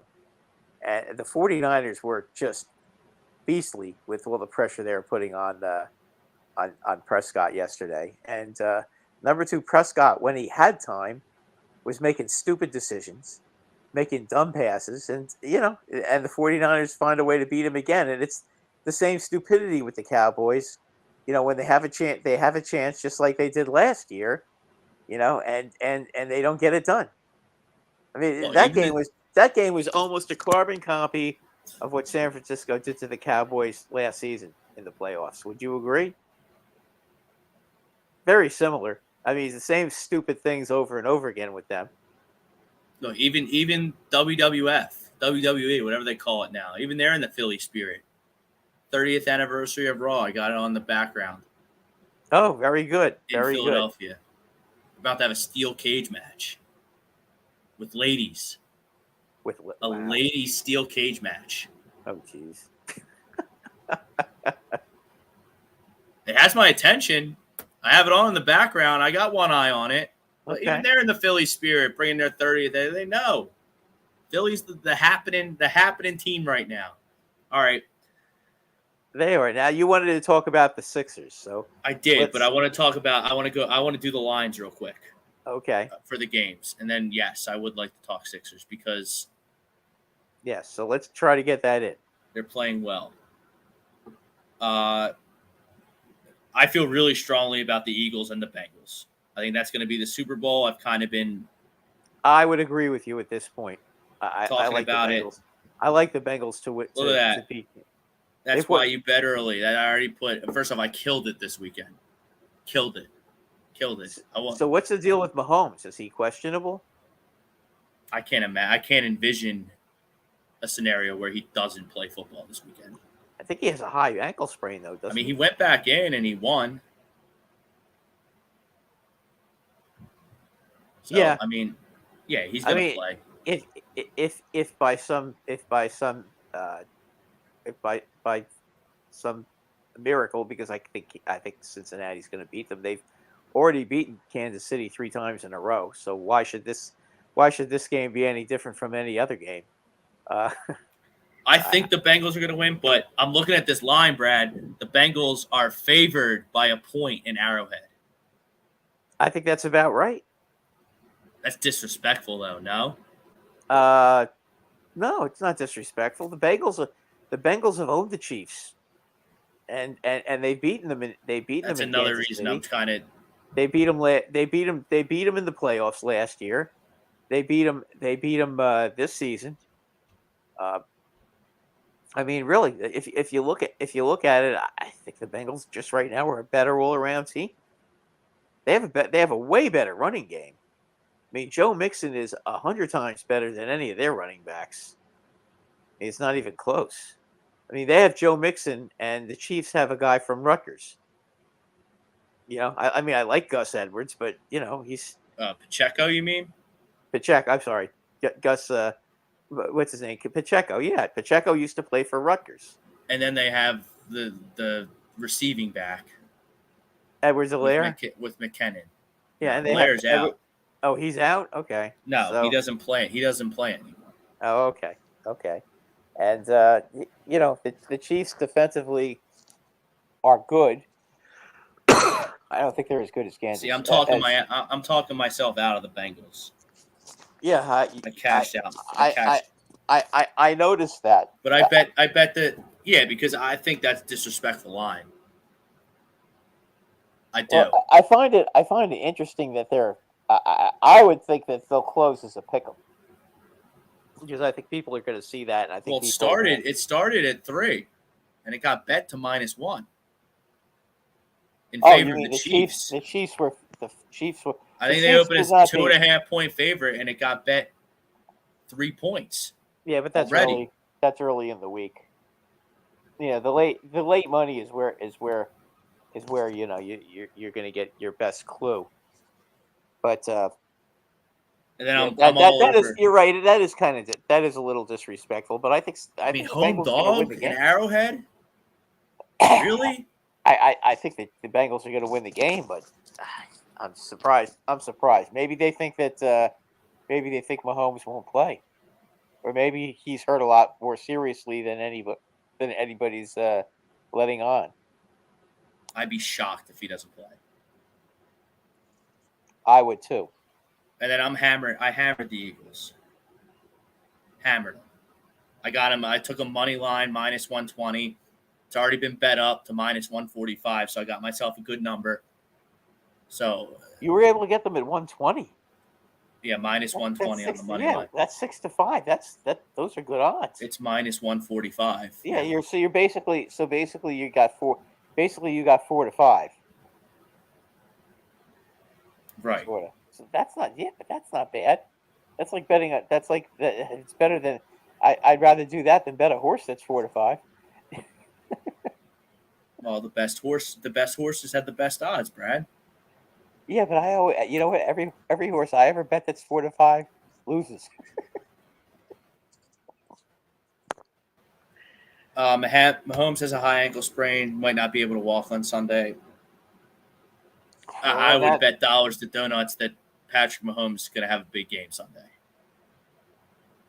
Oh, he'll be out. They're not going to lose. If they lose to Joe Burrow and the Bengals, it's going to be because the Bengals are better, which I think they are.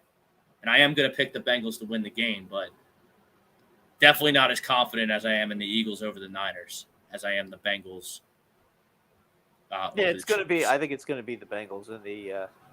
Plus, Bengals and the Eagles. What is it? 3 in a row? It's 3 in a row for the Bengals over the Chiefs, right? Yes. So the Chiefs know that. Andy Reid knows that. They're going to stand up. I don't know. Now they're going to stand up. They're going to stand up, but you know what? The bottom line is the Bengals are better. I think this is the game where you miss Tyreek Hill when you get to this level, where you don't have that knockout punch. Yeah. Oh, yeah, for sure. I mean, that's where it's going to hurt. Because, I mean, you don't have that. He's on the Chiefs.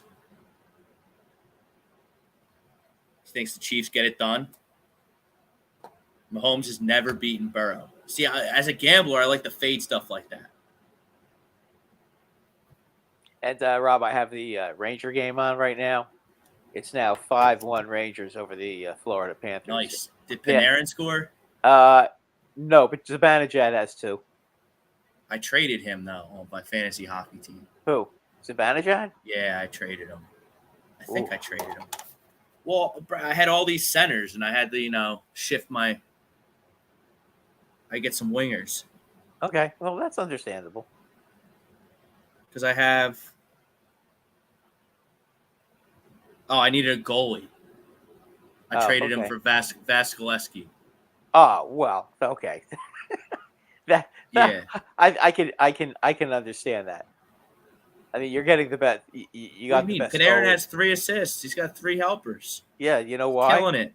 You know why?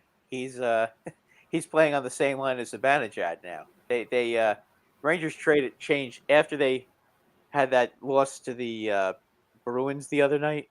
They lost 3-1. Uh, they decided that they're going to put Panarin and Zibanejad together. So, and obviously against Florida, who can score but can't stop anybody, you can see what happens. Yeah, and I had McKinnon was my first pick. Oh, and he's been hurt half the season. Yeah, I'm still kicking around though. I Kopitar, he's okay. Yeah, no, he's still a real solid player. Barzell was doing good on the Islanders, but now he's cooled off. And then I got this. I made a trade for this Dylan Cousins guy on Buffalo. Dylan Cousins is a good player. Don't really know who he is, but he's a good player. And I picked up your boy Kevin Hayes off of waivers. Somebody put him on waivers? Yeah, there's only 10 people. I don't really know. But he's been on fire. I've always liked Kevin Hayes. I'm still mad at him for 2 years ago when he was offside against the Leafs and the Rangers scored and then lost the game because he had no awareness of where he was and he was standing in the Toronto over the Toronto blue line while the play was going on. I still haven't forgiven him for that. We have long memory, as you know. We all have long memories. Philly, New York, Boston. We never forget that. I mean, how can Mahomes beat Burrow? I mean, he could easily beat Burrow. Mahomes is really good. Oh, Mahomes Problem is great. He has the high ankle sprain. So are we going to get that Mahomes magic, underhand, shovel pass, dynamic stuff that he does, or is he going to be hobbled? He's going to be a drop back passer, Rob, and that's going to be that is why everybody is betting Cincinnati. And you know what? The public's wrong 70%. The public is wrong 70% of the time. This is all public money flying in on Cincinnati. Yeah. I think the wise guys don't bet until the wise guys really? Don't bet Patrick until, Mahomes is a home dog at Arrowhead in the AFC title game? That's disrespectful. Yeah, but how much mobility is he going to have? I mean, can he protect himself? That's what I'm wondering. Look, even him at 75% is still probably a top 5 quarterback in the league. Is he going to be at 75% though? I mean, high ankle sprains. Going to be at. High ankle sprains are bad. There it is on the bottom line. Chiefs preparing as if Patrick Mahomes will play. Their first practice is until Wednesday. Okay. I mean, he did come back in the game. And by the way, a lot of credit has to go to Chad Henne, who once again came in. 98-yard drive. Yep. Yeah. Longest in team history. Yeah. He's definitely one of the better backup quarterbacks in the league. I mean, that's a guy who he may be. He is a backup quarterback, but he can do the job for you in short spurts. All right, so we do have to prepare a little bit here for life after the NFL. So we're going to take the lid off our NBA conversation tonight because the Sixers just finished. And Brad, 5-0 on the West Coast. Unreal. And there's a lot of bad teams in the NBA. So the Sixers are now up to the number 2 seed in the East, 4.5 games behind Boston. And my question is why does Joel Embiid get no love when it comes to this MVP award? Is he not the MVP of the NBA right now? The only thing I can think of. I mean, I actually did watch Jokic a little bit, and because I had a week of free NBA, so I wanted to watch him, try to figure out what it is about him. He does everything well. Except defend. He's pretty good defensively. No, he's not. Embiid is not. Embiid is better defensively, but he's not. You're not going to confuse him with Elijah Wan defensively. Embiid is a better offensive player, but I think this guy might be a little bit better as a passer. And I guess But like the narrative he's that a better all around the player. narrative around Joe that I always hear is, he shoots too many threes, and I get on him about that too. But I mean, him and Jokic average the same amount of 3-point attempts per game. Then you have outdated. Here's the thing, though. In today's NBA, it's a layup or a dunk or a three. It's not 2-point shots. So, I mean, this is the way the game's played now. So you can't. I guess you can't really. You can't really complain because this is how they play. This is how they play basketball in the NBA in 2023. I mean, I'm sick of these. I'm sick of these outdated nerds like Hakeem Olajuwon who want to tell me that Nikola Jokic is like that much better than Joel Embiid because Joel Embiid shoots too many threes when they shoot the same amount of freaking threes per game. It's the same. They each shoot 3 freaking threes a game, but Jokic's better on the block, and Joe, lollygags on the outside and fires threes all game. I guess they don't watch. Hakeem Olajuwon needs to get with the times and get with it because in his day, the 3-point shot was a much more difficult shot than it is now. Oh, he's much more skilled. He's got more moves. I look at Jokic, and he's the one. Paraphrasing his tweet, but I think I was pretty close. Like, that's an outdated, loser, old-time NBA take. I hate to say it, because I always loved him as a player.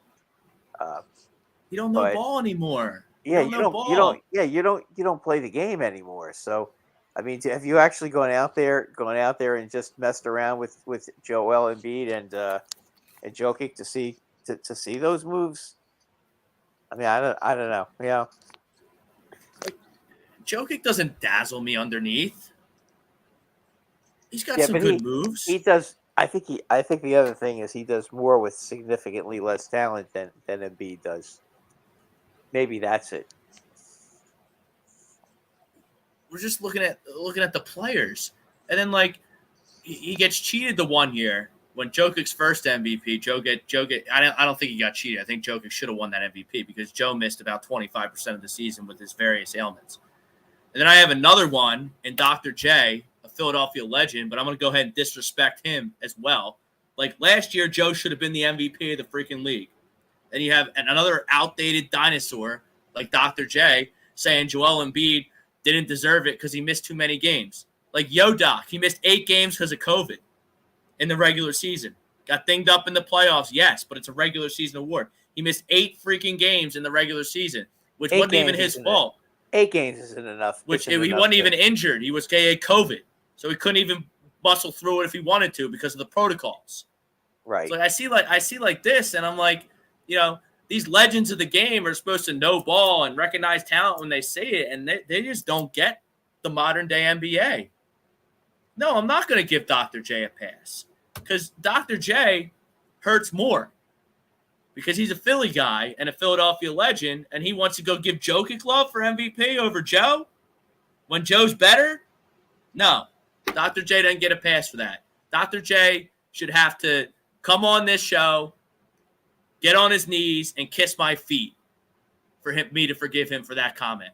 That's what Dr. J should have to do. It's blasphemous. I don't understand why I don't understand what Joe has to do to get some MVP love. I'm looking at the freaking DraftKings odds. He's like, I look at all these lists on Facebook about MVP candidates. Joe's like barely in the top 10 of MVP candidates. Like, what are we doing? Like, what are we looking at? What's the standard for MVP? I know. I wouldn't even put Jokic second. Are the Boston guys way up there? Yeah, but they split the votes between them because they have two great perimeter guys in Tatum and Brown. Right. So they're gonna split the votes. Luka's unbelievable down in Dallas. But Joe's better, no, so he would be my number 2 candidate with Jokic number 3 for this edition of the NBA. It's just blasphemous. Let me look at these odds real quick before we go. For the NBA MVP, like it's a joke. Like, oh, Jokic is the one. Embiid shoots too many threes. Like, come on, dude. Look, I'm far from Mr. Sixer, and even though they're hot right now, I haven't really seen much to suggest that they're going to get to the Eastern Conference Finals. I haven't seen anything that's going to be different when it's nut cutting time. All right? So I'm far from Mr. Sixer, but Joel Embiid's the best player in the league. He's the best player in the league. He's the most valuable player in the league. He's the most talented player in the league. He's the most dominant player in the league, offensive, defensively. By the way, he's come a long way as a passer because he hears Hakeem Olajuwon and Dr. J hate on him, and he's been working on that part of his game. That usually comes last for great centers anyway. You know, I remember Patrick Ewing.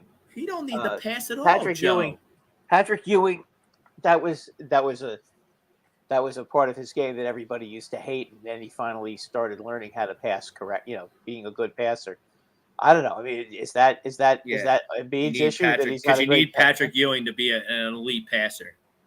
Well, you know, sometimes when he was double and triple teamed, you know, he had to get rid of the ball, and that happens a lot because that team depended on him so much.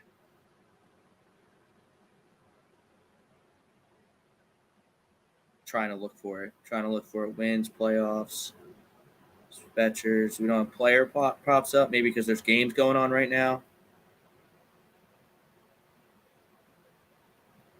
So, yeah, there's games going on right now, so I guess DraftKings has it. Here's one for you, Rob. 7 minutes to go in the Ranger game, and Florida pulled their goalie down 5-2. I mean, I guess they really want to. Maybe they win. You know what I say? Okay, Igor, here's your chance. You're going to have significant time to try to get your first NHL goal because he's been known. Oh, you think he's going to put it in as a goalie? He's so gonna try. The odds right now. Get back to the NBA real quick. So Joe is. Oh, this is Odd Shark. This is what I found. This is the first thing that popped up. 1, 2, 3, 4, 5. Joe's 6th. What? Luka Doncic. Why doesn't he get more MVP love though? I don't know. Maybe I should just not shit on the Sixers so much and give them some love, and maybe that'll turn the tide. I have no idea. Luka Doncic, Nikola Jokic, Tatum's up there for Boston. I can understand Luka Doncic. Giannis is hurt right now, so I guess he's off Dr. J's ballot. And Durant is hurt right now, so I guess he's off Dr. J's ballot as well. And then it's Embiid. Durant's always hurt. So, like, I don't understand what this man has to do to get MVP love. Oh, he just did it, Rob, but he missed the net. Your boy. Yeah, and they got icing, and now they're showing Gallant. Gallant is having a fit. Did Panarin? Maybe Panarin can put one in for me. He might. Listen, there's still 6 minutes, and they have the goalie pulled. So somebody's got. You would think if they're going to play the last 6 minutes, they're going to score at least one empty net goal here. On 19, I can't believe the Kings are the 3 seed in the West. Neither can I. But I think I was the only one that has a pulse when it comes to basketball knowledge that liked their Tyrese Halliburton for the Domantas Sabonis trade. Good for them. The West is kind of ass end backwards right now, right? Well, it's just shifted. The East is much stronger now. Whereas no, but I mean, the favored teams that you would think that would be It would be, in I mean, top the four. Warriors are going to be right there. Memphis is really good. I was watching them the other night. They're really good. They were playing the Lakers.